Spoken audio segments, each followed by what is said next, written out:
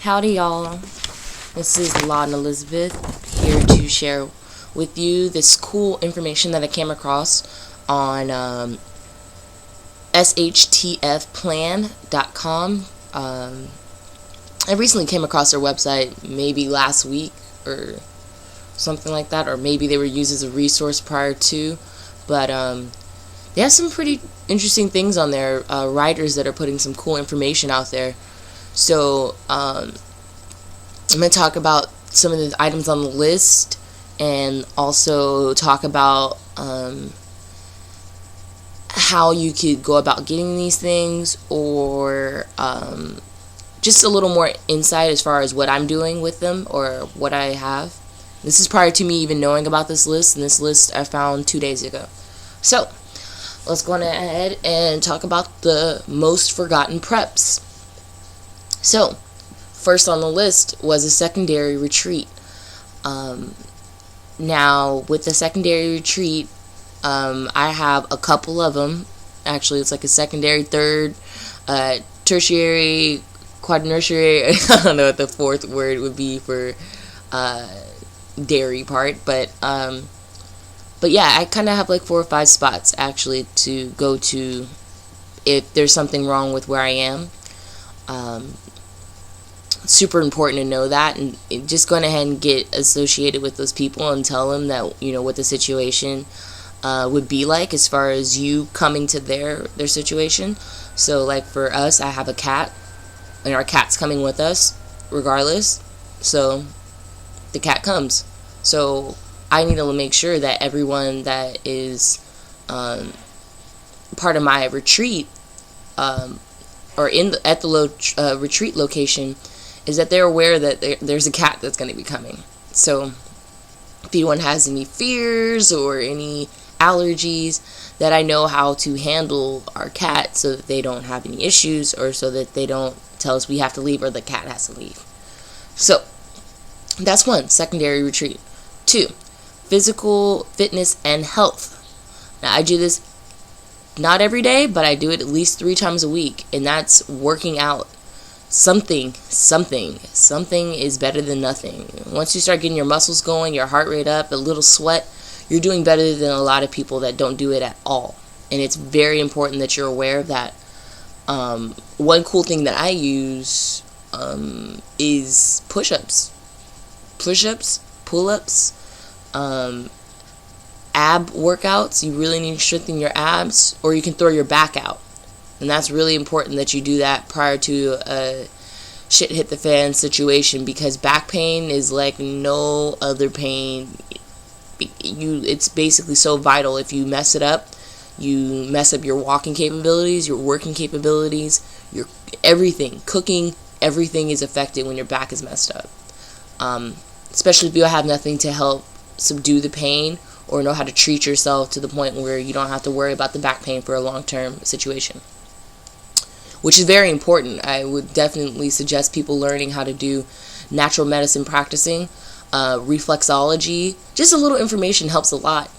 I had an injury a couple years ago, and I had to leave out of state right after my court case was over, because we got hit by a drunk driver, and then after that I ended up injuring myself. It was a slight injury in the car accident, very small, that I didn't really notice it, just maybe a little whiplash.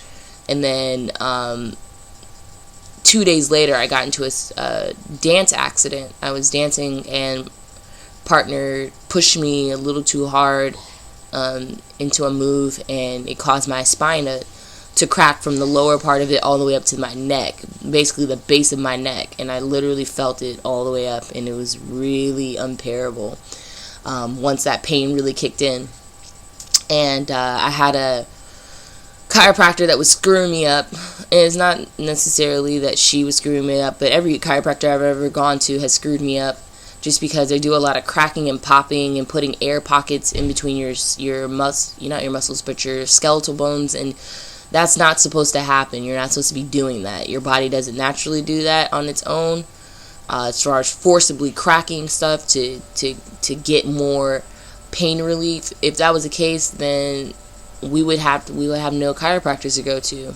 So they made up a job doing that, and this is not against any chiropractors, but I'm just saying, based off my experience and the people that I know, chiropractic work has not worked. So the best thing to do is learn reflexology, learning how to hit certain pressure points in your body so that you can save the other portion of your body that's actually in pain.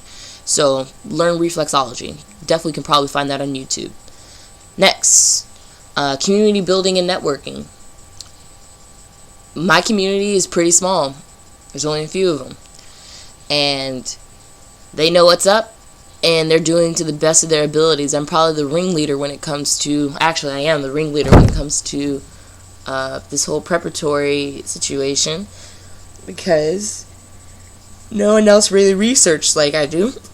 So I'm like the research bird, and then I feed the information to the people.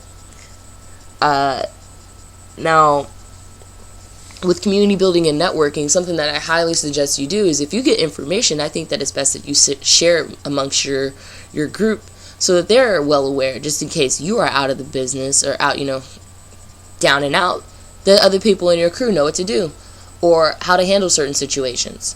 So definitely it's worth your while, as well as the health and safety of the rest of the crew, for information to be shared freely, as far as to help the entire crew or individuals dealing with any situations. So sharing information within your community is a good way of building it, as well as networking, using other information resources and putting them to use with your crew. Next, barter markets. I currently have a barter market running. It's really not considered as a quote-unquote barter market, but for tax reasons, yeah, sure, it's going to be a gift exchange group. And the reason why I want to share this with people is because I've done my research on the IRS and how they charge. Now, they want you, when you're doing a bartering system, they want you to list all of the transactions that were made within the barter group and put a monetary value on them.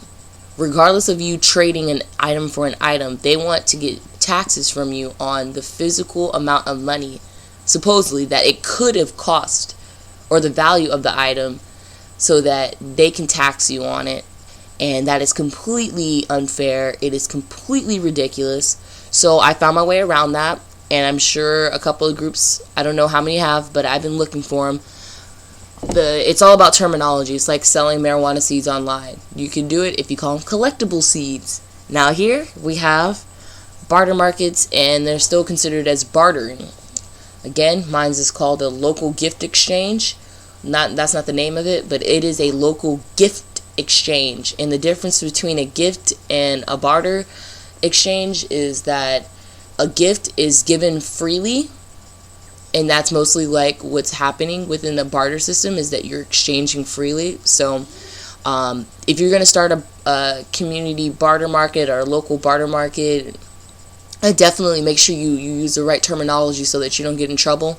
So gift exchange is the one. They can't tax you on that. They won't be IRS and you trying to get on you to give them money. So go on ahead, and if you can put that term into your system, is call it a gift exchange. They're popular. They are around. They used to be really big back in the day, but I think that now that our economic situation is getting so dire for certain families and households, that it's very imperative that we put more of these barter markets out. I'm going to share the website with you where you can see an example of my barter website, and I'll make sure I'll put a little link that pops up on the video, but right here. And my barter market, again, as you see, is www.akarakbarabblogspot.com. So atakarabada.blogspot.com. I have a lot of information on there, a lot of information actually. So if you want to go and soak in some things, even if you speak another language, I have 60 languages translated on there, I believe. I think it's 60 or 67 languages from around the world. Also, I have videos of different bartering systems from around the world, and a couple of them that are in the United States. Now, the one thing I didn't highlight, I believe, in the United States are the barter communities that make their own currencies. I'm not about making a currency. I don't want to make a currency. I don't want to have to deal with that, and I don't think anyone really wants to deal with that. I think if we do hard trades in goods, or do not really like an IOU, but making like gift certificates for work that can't be done on the spot. So any kind of services that can be done can be put on like on a coupon or receipt of some sort, and then you can go on ahead and use it afterwards. So I have rules and guidelines that need to be followed to make the group work. It's super important to do that. So I think I'm just going to head and cut off this video right now and get on to the next list, a less part of the list, because I only got 4 topics out of the 5 basically, but there's different little things. I'll just list the rest of them later. But yes, this is for the first part of the Forgotten Preps. Alright, stream busy.